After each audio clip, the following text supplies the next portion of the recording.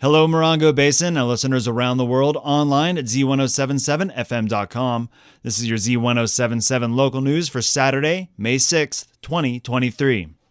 San Bernardino County officials said that they paid a $1.1 million ransom to a hacker who took control of the San Bernardino County Sheriff's Department's computer systems. Here with more on that story is News Director Jeff Harmatz.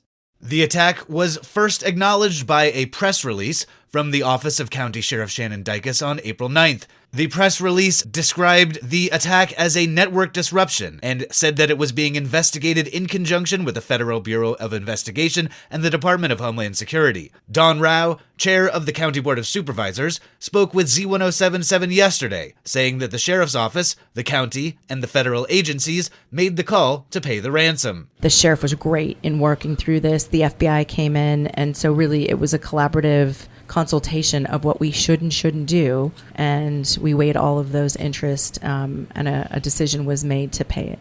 The $1.1 million ransom will be paid in part by an insurance policy, but the county will pay the remaining $511,000. Rao said that the County Board of Supervisors voted to pay for the share of the ransom that was not covered by the insurance. The board voted to support the sheriff's department in paying the ransom.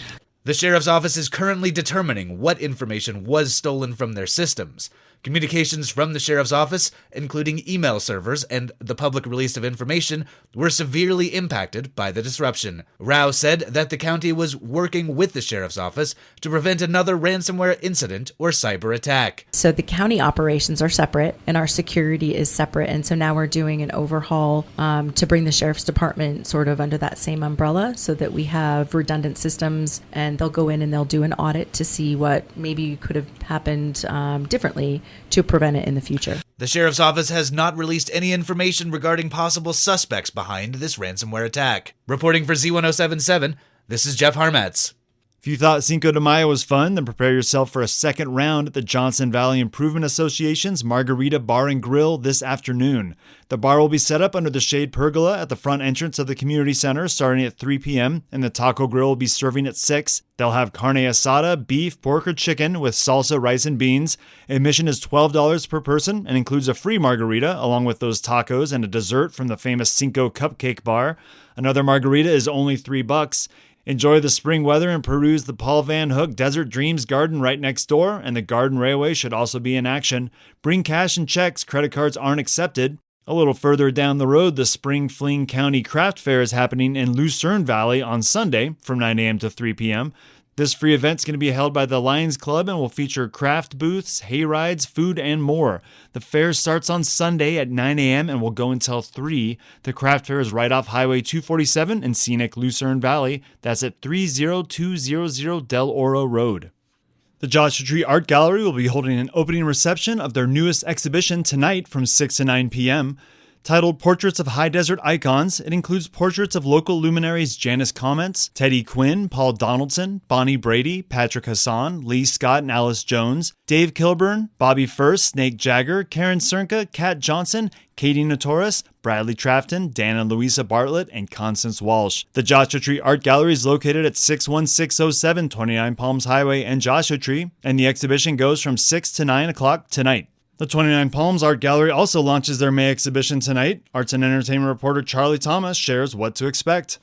The 29 Palms Art Gallery will host an art reception on Saturday, May 6th. The gallery will be open all day, and reception hospitality will be served on the gallery patio from 4 to 7 p.m. with live music by The Aliens at 8 Hollywood. The public is invited to attend and meet the artist. Admission is free. Featured in the West Wing in May is artwork by Tracy Kiley and Ron Therio in The Galactic Federation Presents Thy Kingdom Come, bringing together mixed media, collage, and sculpture. The East Gallery features photography by Deanna Valdez. The exhibition will be on display at the gallery May 5th through 28th, open Friday through Sunday, 11 a.m. to 3 p.m. For more information, visit a link at this story at z1077fm.com. Reporting for Z1077, this is arts and entertainment reporter Charlie Thomas. 5 spots in the high desert giving away free funny books all day today. Comics nerd Jeff Harmatz tells us where.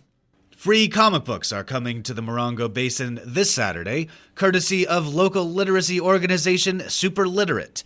They will be distributing packages of comic books completely for free at locations all over the high desert as a means of encouraging reading among young people and adults.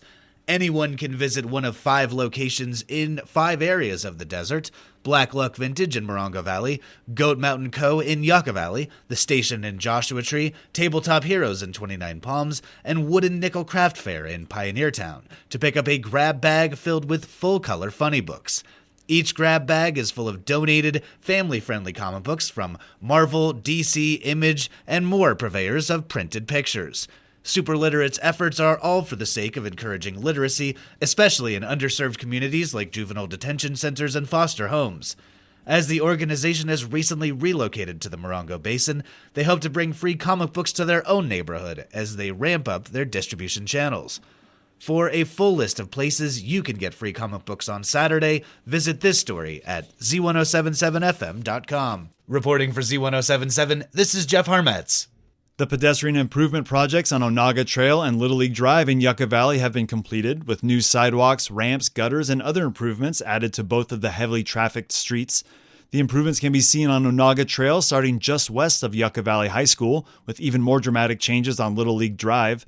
Both projects have fresh sidewalks, signage, and striping, along with ADA-compliant ramps for safer crossings. However, Little League Drive now terminates in a mid-block cul-de-sac near the Boys and Girls Club entrance and right across from Brem Park, creating safer street crossings between the north and south sides of the recreation complex.